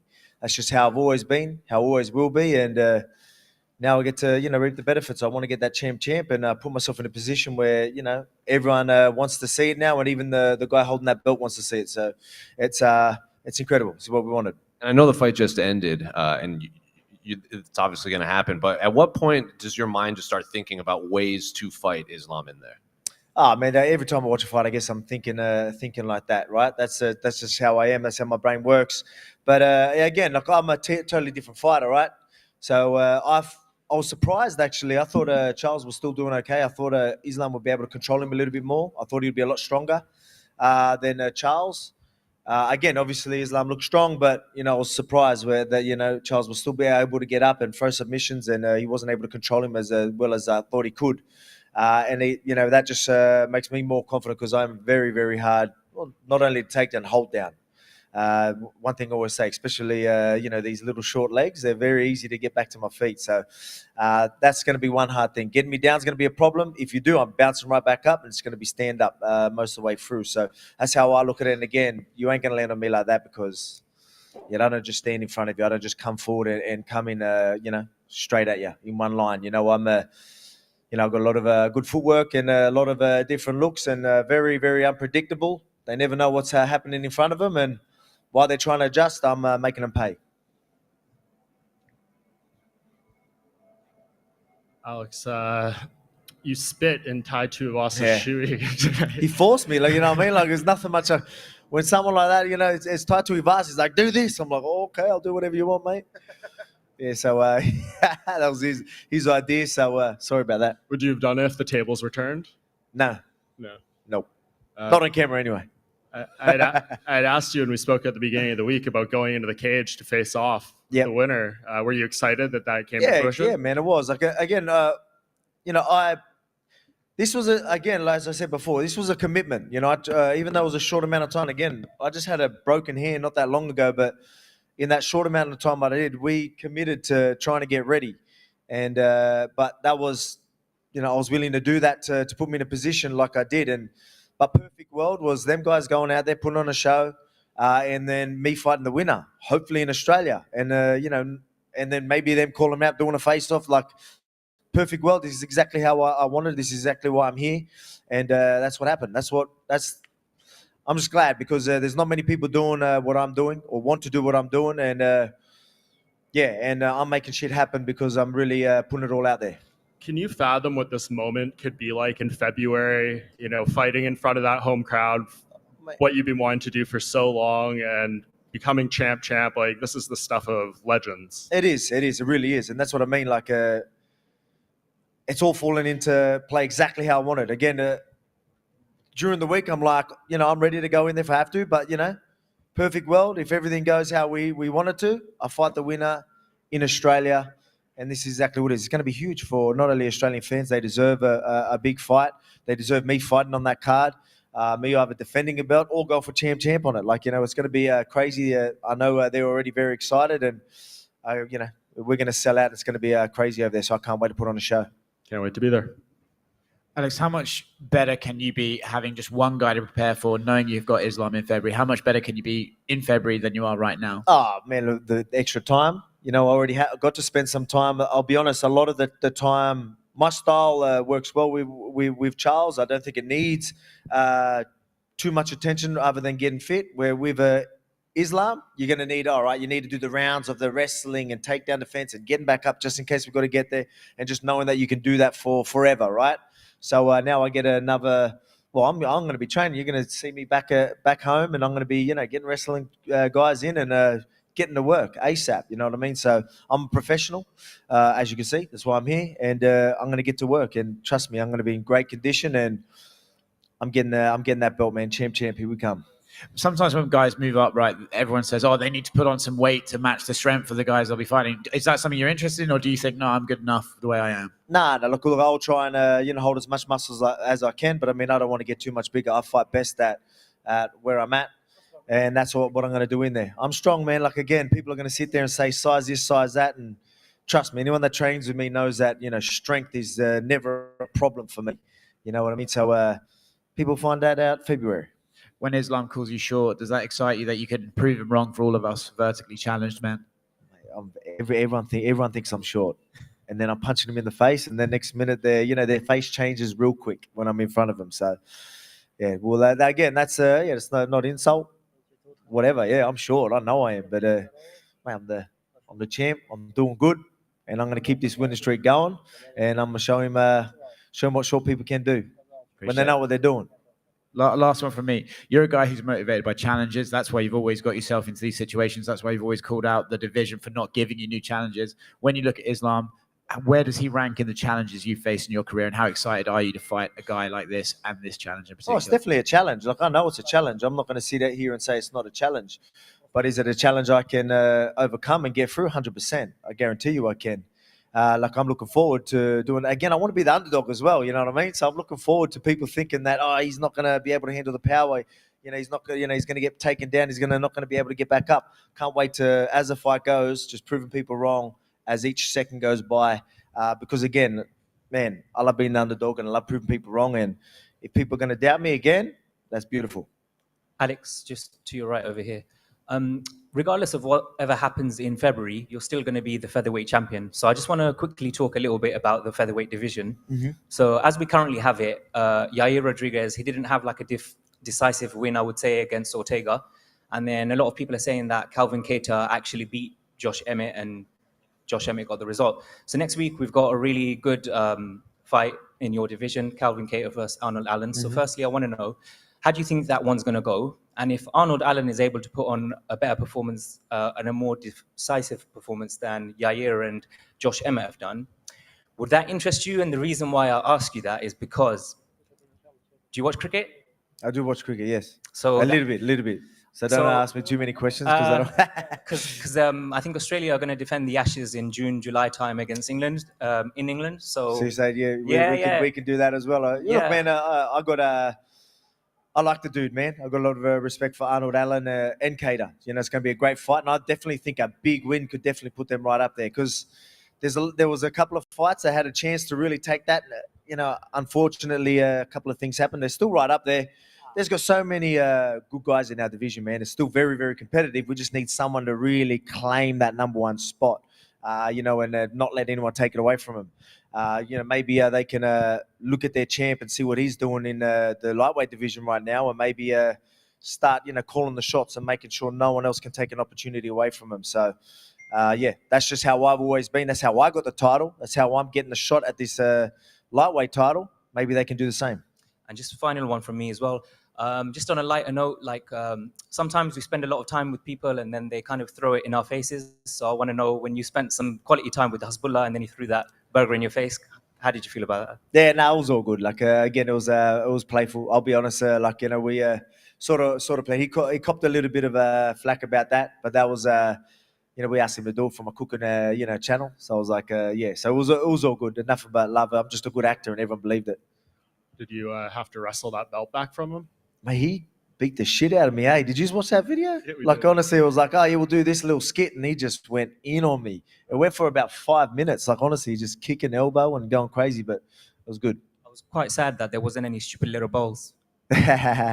She blew my favorite. Yeah, yeah. So luckily, I didn't need a fighter because I'm a bit bruised up from the beating I took from him. Alex, you're right. From Sport Turkey. So obviously you made 155. You made that weight after a long time. How do you feel at that weight? You said strength is no issue for you. Do you still feel this speed advantage at this weight? And when you fight Islam, what's the winning game plan from Islam? Well, that's definitely a speed advantage I'm definitely going to have. That's the thing. Like, a lot of people are going to be like, there's going to be a size issue. Everyone's bigger than me, and I train with a lot of guys bigger than me.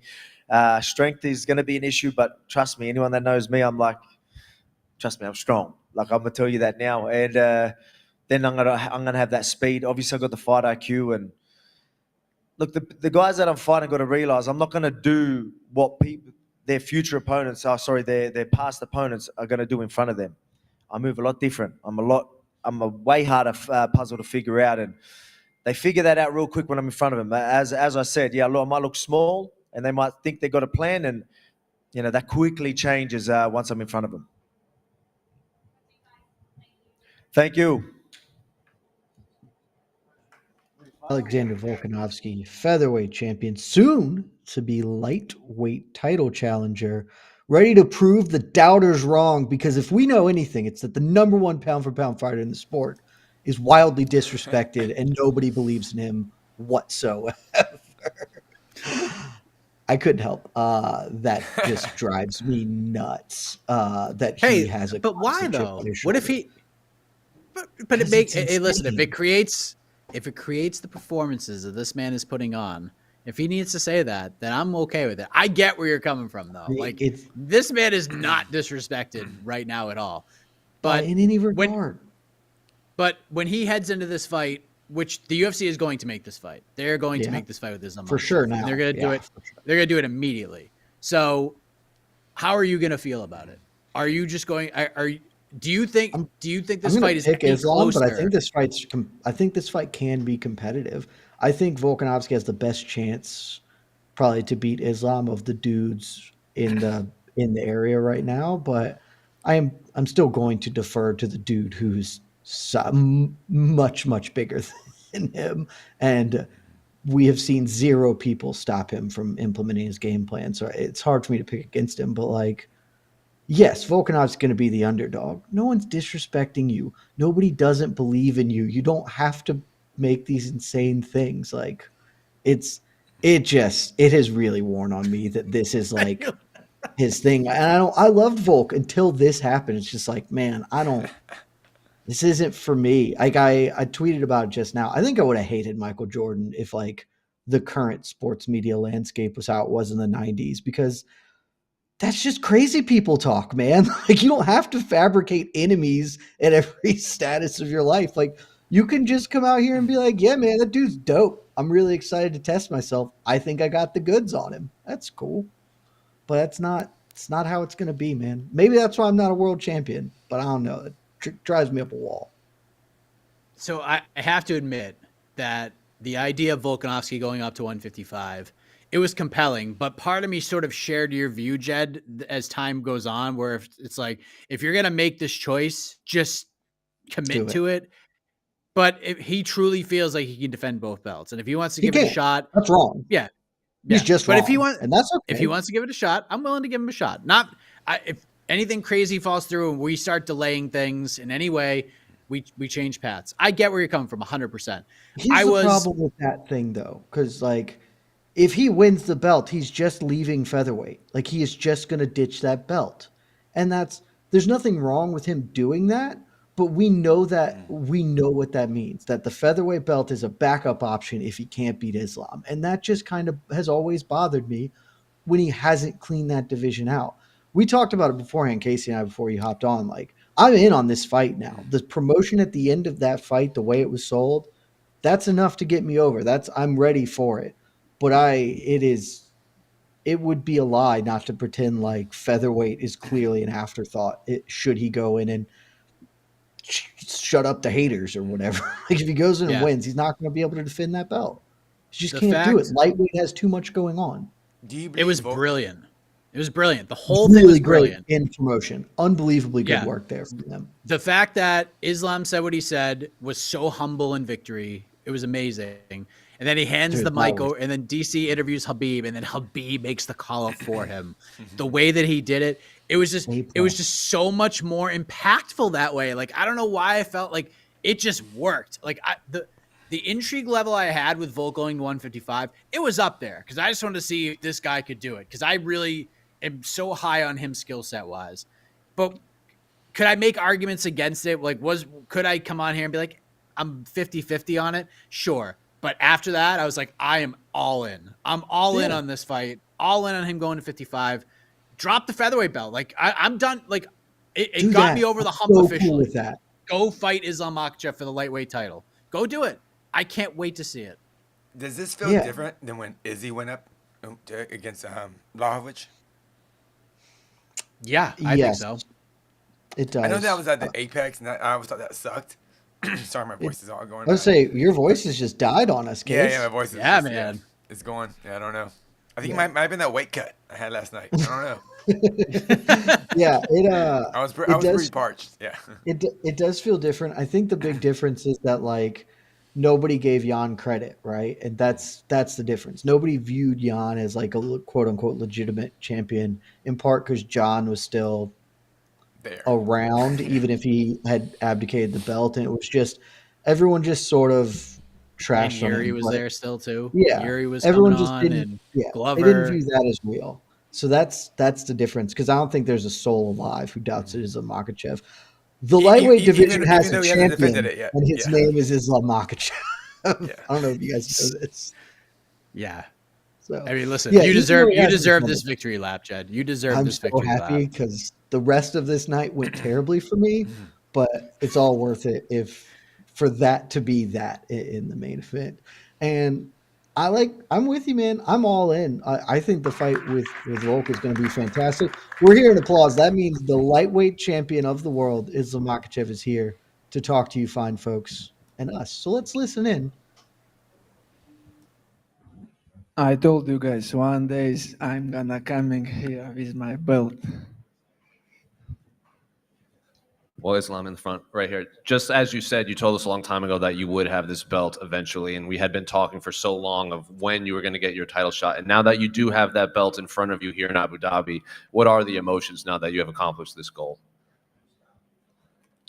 Emotion. Of course, I'm so happy because for that moment I training all my life and just so happy, And specifically in the fight, it seems like you dominated pretty much every aspect of the fight. Is that exactly how you expected this fight to play out? Yes, I told all week, all media, I told I have plan. I'm gonna stop him. He not gonna pressure me like he did with all his opponent because he know my wrestling. I can stop him. Whatever I want, I can take him down. That's why I just follow the plans what the old coach told me. When you were grappling with him on the canvas, he obviously has the record for most submissions, and he's very skilled on there. Did anything down there surprise you in terms of what he was able to do? Honestly, when I take him down first time, I feel he have good skills there, but I control every moment, and he give me from the like couple elbows, but nothing surprise.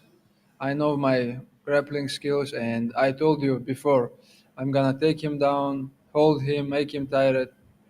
This just what I did and what I say before. And then you obviously called Alex Volkanovski into the octagon. We spoke to Dana and Alex here, and neither of them knew you were going to do that. So how long had you been thinking of this plan? I have new target. I have to be #1 pound for pound champion. That's why I have to go to the Australia and beat this guy. And then after your fight, there seems like there was a scuffle in the crowd between Hamzat and some people from your team. Did you know about this? And if you heard about what exactly happened? Again. Hamzat and some people from your team got into a little fight on the octagon side. Did you hear about this? No, I don't hear. I don't know.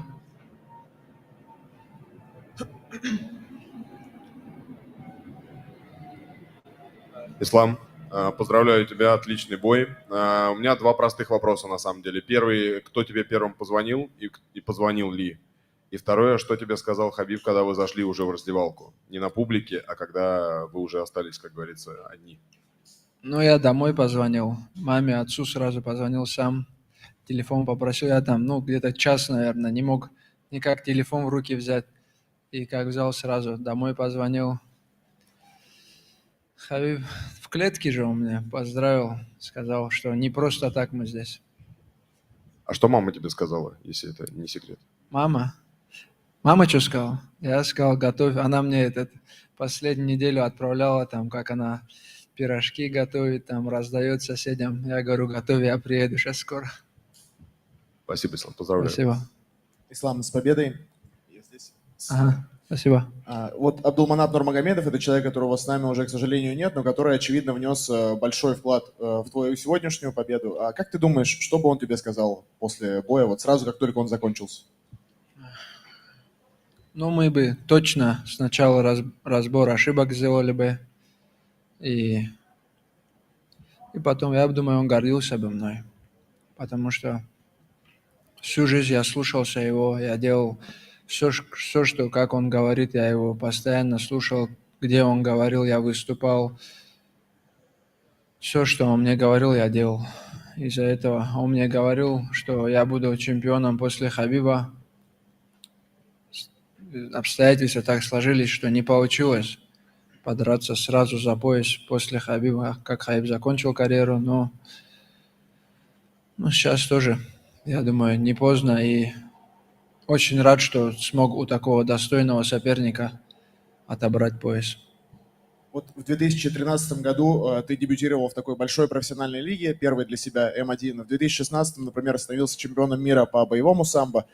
Ну, понятно, что сейчас успех, он как бы не сравним с тем, что было до этого, но вот так по ощущениям, с чем бы ты мог сравнить чувства, которые сейчас переживаешь, испытываешь? Может быть, было уже по ходу твоей спортивной карьеры, когда у тебя был похожий день, когда ты думал, что ты уже там, на вершине, грубо говоря? Честно, я уже давно думал, что я созрел для чемпионского боя. И всю мою профессиональную карьеру у меня были одни и те же проблемы, что я не мог подраться ни с кем из топов. Все придумывали какие-то там отговорки. Ну, я не скажу, что меня боялись или что-то такое, но не получалось у меня подраться с топами. И перед этим боем говорили, Ислам не побил кого-то из топов. Ну, и даже не было некому было за пояс драться. По-любому люди оставались, кто говорил, что Ислам там заслужил или нет, но все видели сегодня мой уровень, и я показал, что я могу остановить любого. Тебя уже спрашивали сейчас вопрос этот на английском, но хотелось бы спросить на русском, может быть, не так понял. Общался ли ты с Абу Бакаром уже после боя своего? Виделся ли ты с ним? Я только что в раздевалку зашел минуту назад, только столько интервью сделал, лицо помыл, футболку одел и сюда пришел. Еще ни с кем ни о чем не разговаривал. Про конфликт Абу Бакара и Хамзата Чимаева ты не слышал, правильно я понимаю? Нет, я еще не слышал, ничего не видел тоже. Все, понял. Спасибо, Ислам. С победой. Спасибо. Islam, right here in front of you. Charles was in here and he made no excuses. He said you were better than him tonight and he looks forward to fighting you again one day. Does your respect for him grow even more, the fact that he can come in here and say, I lost to the better man? Yes, I respect him because this guy tough, you know. He have heart and he come from not easy life, and I respect all his team. We meet all this team all week in the hotel. We don't have nothing between our team and his team, but I told all weeks my plan, all media, I tell my plan. I'm gonna take him down, hold him, make him tired, and finish him there. And you were at the press conference very fired up about the idea of fighting Charles in Brazil. You guys went back and forth. That's not going to happen now, but you might go to Australia to fight in Alex's backyard. Does that idea excite you a lot, going into enemy territory? You know, I have big team. Doesn't matter. Like it's good for us. We can travel. Australia is a good country. We can make some camp there, training there, and before the announce fight with Charles, Habib told me many times, hey, if they gonna give us title fight in Brazil, we're gonna go to the Brazil like 1 month ago. And I have message with him when we talk about this, and he sent to the Dana message, hey, let's go do this in Brazil. We can go to the Brazil, but some people don't believe, but we can show people the message, what Habib said, Dana. And in the cage, Charles was talking to you. His translator was saying, what was he saying to you? Just respect each other. Thank you. Islam, I have 2 questions. To your left, right here. So your team captain, DC, finished during his career. He became double champ at some point. That was something very special about his career. Habib Nurmagomedov retired undefeated. That was something very special about his career. How do you think you're going to make your career special in compared to those greats from your team that came before you? I don't think about retired right now. I have to be #1 pound for pound champion. After that moment, we'll see. We're gonna think about this, but right now, I have to defend this belt many times. And once you defend that belt many times, would you ever be interested in going up in weight and getting a second belt? I have to defend this belt in my division couple of times, and we'll see. For my legacy, it's good idea move to the other weight division. Islam, just to your right over here. When are you going back to Dagestan, and do you know if they have a big celebration planned for you? I don't know. I know the many people waiting for me there, but many people happy about this moment. I don't have any plan, but I just want to meet my family, my friends. And since you mentioned that, on Wednesday on Media Day, I asked about your wife and your daughter, and you said, nothing really has changed, but I can't wait to see them after I win the belt. So how much...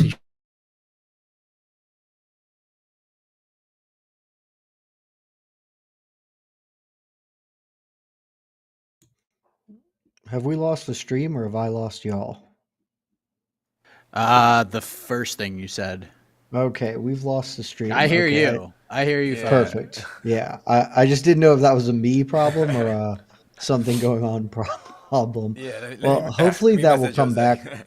Yeah, message Jose. Hopefully that will come back. You know, the wonders of the internet allowing us to stream live video literally halfway around the world. Sometimes things happen. The way this day has gone in terms of doing live content, this is not... The more shocking thing is that it took this long for it to happen. Yeah. The way this day has gone. It is 3 a.m. where Jose is in Abu Dhabi right now. Is it really 3 a.m. there? Wow. Yeah. I mean, I guess it's like slowly getting dark here and stuff, but it's still early. Still got time to cook dinner and do the whole thing. Mike, let's talk about that main event. Since we just had the lightweight division as a champion, his name is Makhachev, on giving his thoughts. I couldn't watch any of the MMA live hangout. Tell me, how are you feeling? Tell me your thoughts about the main event and what went down. First round went pretty much the way I thought it was going to go. I saw a lot of openings. Quick update. Jose's laptop has overheated. So okay. He is in the desert, so that's what's going on right now. Casey's voice overheats, Jose's laptop overheats. Yeah. It's been a busy afternoon / evening. A lot going on. So do we think that this is gonna come back for us, Casey? Or do we think we're no? I think we're probably done. I mean, who knows? With this press conference, the way this is going, Islam might be up there for another hour at this point. The way this has been going, it's possible though. God love him, and certainly I do. The man is not the best microphone presence that's ever existed. Which is partly what you were saying before he came in. That's partly why that was so great for him to say what he said in the post-fight, to give the props to Abdul Manap and then hand the belt to Habib, really touching, affecting stuff. And then you let a Habib do the mic work for you. And that's probably why it was so great, because Islam is not going to captivate the minds of fans with a microphone. That's just not what he does. When Habib called Volk the short guy, and then Islam went, "Yeah, short guy." Yeah, where's that short guy? Islam, that's good. I'm gonna say that. Where's that short guy?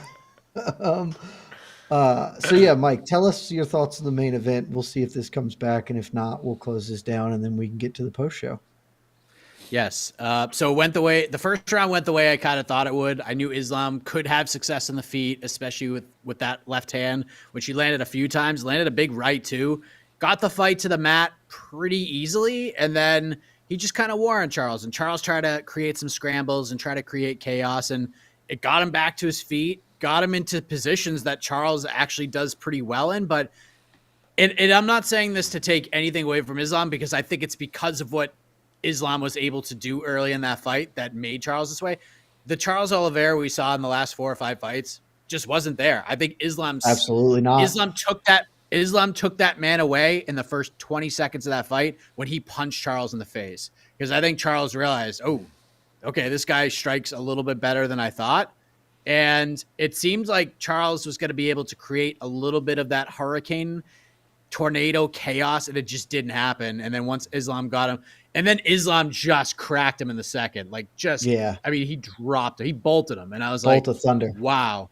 That's it. The fight's over. So, yeah, it was incredible. This dude is the best lightweight in the world. There's no ifs, ands, or buts about it. There's no debate. There's no conversation. He is the best lightweight in the world. Now it comes down to, if he beats Volkanovski, where is he in the pound for pound list? Is he become winning the belts and in one defense? Is he the best pound for pound fighter in the world? That's a debate we're going to have if he goes out there and beats Volkanovski, who is the number 1 pound for pound guy right now. So it's the storylines coming out of this fight are super intriguing. I fully agree. I will go one step further from what you were saying too. I think hitting him on the feet kind of put a shock into Charles. I think that fight was over the minute Charles pulled guard, if you want to call it, and realized that he could not get offense off, because he got nothing going. Like he made an effort. That was not for lack of trying, but he wasn't close to anything, and really he couldn't create scrambles. I said that going in. It was the big breakdown I had to this fight was, I think Charles's game really relies heavily on people being afraid to go to the ground with him. And when Islam isn't and shows that going down there, there's a reason he's not afraid, that's going to blow his whole game up. Because that second round, the commentary was saying, like, Charles isn't getting after him. And Islam said it, Charles puts pressure on. He wasn't doing that. Because in that second round, he is defending that takedown with vigor. And he did a really good job. But it was clear, like, I don't want to go to the ground with this dude if I can help it, because I'm not going to succeed there. Like, that's not where I'm going to find success. And it really nerfs his game. And like, that's exactly what I thought. So this fight looked very much like I thought it would, but glad to have someone sharing an opinion with me. It's always great. And lastly, I want to add to this, just going back, and I have to go back and watch it again just to make sure. The best strikes that Charles Oliveira landed in the fight were off of his back. One was an elbow, like landed some good elbows off there. Takedown, and then in the second round, where the up kick, up kick was his most significant strike of the whole fight. That up kick, for a brief moment, I was like, oh, and then Islam just kept his pass going. I was like, well, never mind, but up kicks can be nasty, and I was like, that could have been something, because that landed with some force. So yeah. Incredible performance. I mean, this guy delivered. He had to deliver. Everything he said he was going to do, he did. And he had on him, and he delivered in spades. I mean, the man delivered in spades. Oh, we've got it back up. I did not think you were getting it back up. Let's see what the champ has to say. С моими тренерами изучили его план. У меня есть очень хорошие тренера ударной техники. Это Хавер и Мухаммад Багандов. Они мне даже в раздевалке он мне говорил, Мухаммад, что именно вот боковой пройдет, то, что вот последний удар в стойке прошел, потому что Оливейра идет всегда прямо и как бы руки держит перед собой постоянно и старается идти вперед. И, не знаю, ничем он меня удивить не смог сегодня. И если можно, последнее от меня. Да, последнее. А вот тебе важна какая-то финансовая цель в карьере? То есть вот вы всегда говорили, что для вас важны там пояса, статус и так далее для вашей команды. Хочешь ли ты заработать там 2 миллиона, 5 миллионов долларов? Есть ли какая-то планка для тебя в этом? Если я сейчас буду говорить, я не хочу заработать, я совру. Но у меня нет никаких проблем с деньгами, с финансовой стороной. У меня есть все, что я хочу. У меня есть друзья рядом, которые мне помогут, если мне что-то нужно. А там какой-то цели не финансовой я никогда не преследовал. Я всю жизнь тренировался, чтобы вот здесь этот пояс находился. И я очень рад, что это все не напрасно прошло.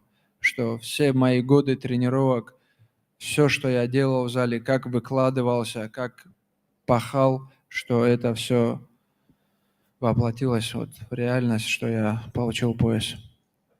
Спасибо. Islam to Islam. Salam alaikum.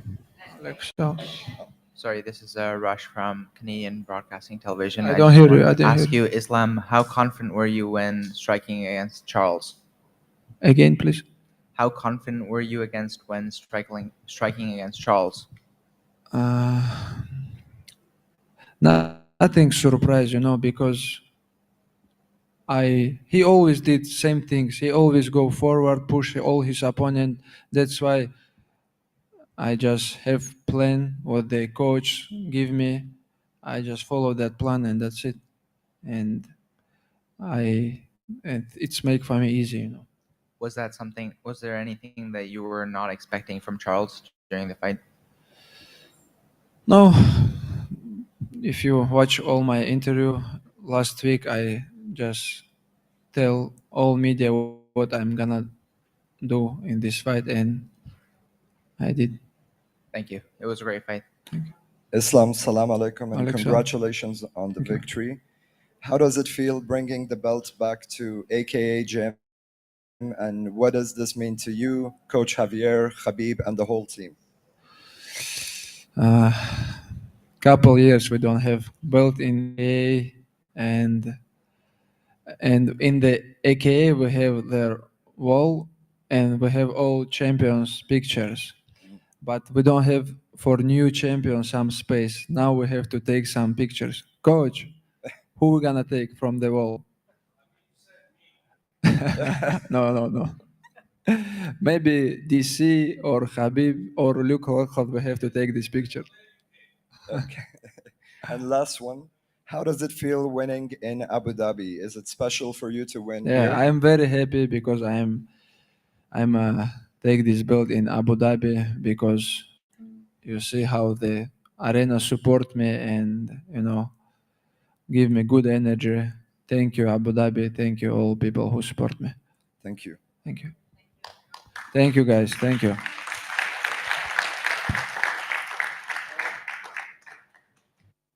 Hit the music, Casey. I was saying we got in just in time to see the exit.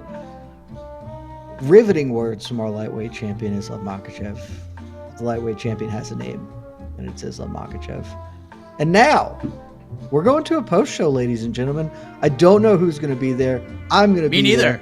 The esteemed Mike Heck, I believe, is going to be there. I am here. I'm still at the EKC beautiful Vox Studios. Casey Lyden's going to be there.